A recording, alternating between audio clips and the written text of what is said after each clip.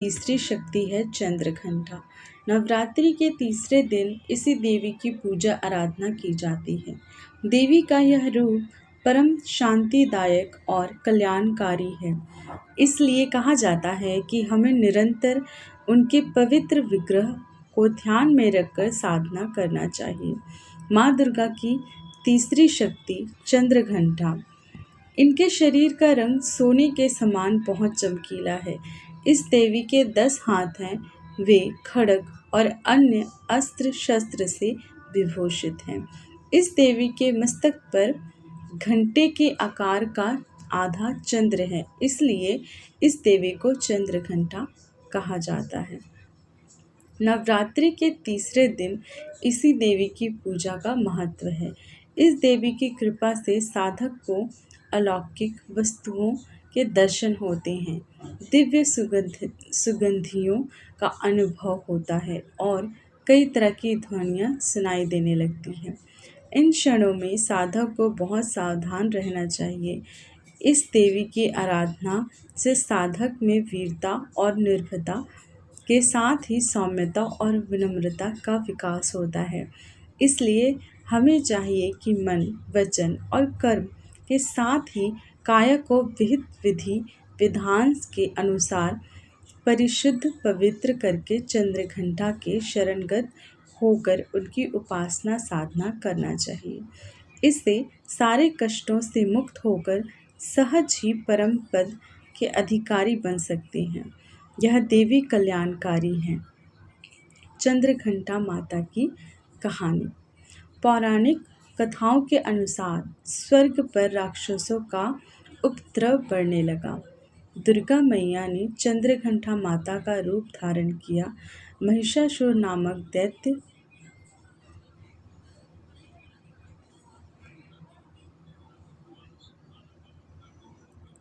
चंद्रघंटा माँ का मंत्र।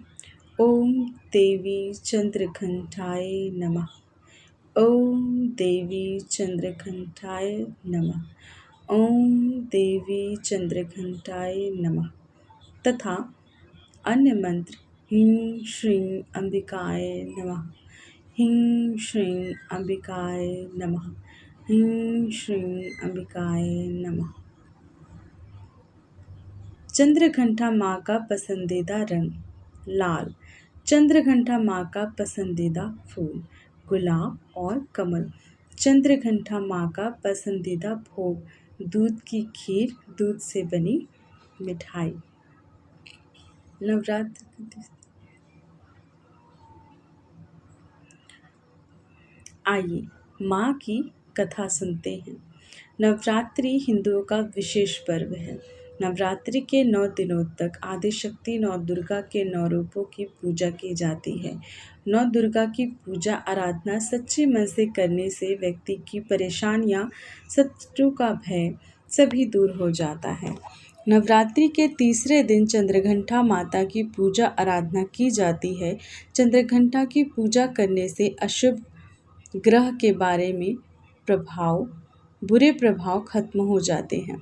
धर्म के अनुसार देवी चंद्रघंटा की पूजा करने से व्यक्ति के अंदर निर्भयता, सौम्यता और विनम्रता जैसी प्रवृत्ति उत्पन्न होती है। देवी का यह रूप अत्यंत शांत और सौम्य है। हिंदू शास्त्र के अनुसार जब देवताओं और असुरों के बीच लंबे समय तक युद्ध चल रहा था, तब असुरों का स्वामी महिषासुर ने देवताओं पर विजय प्राप्त कर इंद्र का सिंहासन छीन लिया और खुद स्वर्ग का स्वामी बन बैठा। इसे देखकर सभी देवतागण काफ़ी दुखी हुए। स्वर्ग से निकाले जाने के बाद सभी देवतागण इस समस्या से निकलने के लिए त्रिदेव ब्रह्मा, विष्णु और महेश के पास गए। वहां जाकर सभी देवताओं ने असुरों के किए गए अत्याचार और इंद्र, चंद्रमा, सूर्य, वायु और अन्य देवताओं के सभी छीने गए अधिकार के बारे में भगवान को बताया। देवताओं ने भगवान को बताया कि महिषासुर के अत्याचार के कारण स्वर्गलोक तथा पृथ्वी पर विचरण करना असंभव हो गया है। तब यह सुनकर ब्रह्मा, विष्णु और भगवान शिव अत्यंत क्रोधित हो गए।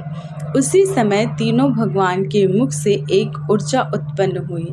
देवता गणों के शरीर से निकली हुई ऊर्जा भी उस ऊर्जा में जाकर मिली। यह ऊर्जा दसों दिशाओं में व्यापक होने लगी। तभी वहाँ एक कन्या उत्पन्न हुई। तब शंकर भगवान ने देवी को अपना त्रिशूल भेंट किया। भगवान विष्णु ने भी उनको चक्र प्रदान किया। इसी तरह से सभी देवता ने माता को अस्त्र शस्त्र देकर सजा दिया। इंद्र ने भी अपना वज्र एवं ऐरावत हाथी माता को भेंट किया। सूर्य ने अपना तेज तलवार और सवारी के लिए शेर प्रदान किया। तब देवी सभी शास्त्रों को लेकर महिषासुर से युद्ध करने के लिए युद्ध भूमि में आ गई। उनका यह विशाल रूप देखकर महिषासुर भय से कांप उठा।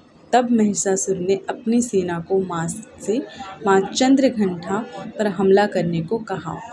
तब देवी ने अपनी अस्त्र शस्त्र से असुरों की सेनाओं को पल भर में नष्ट कर दिया।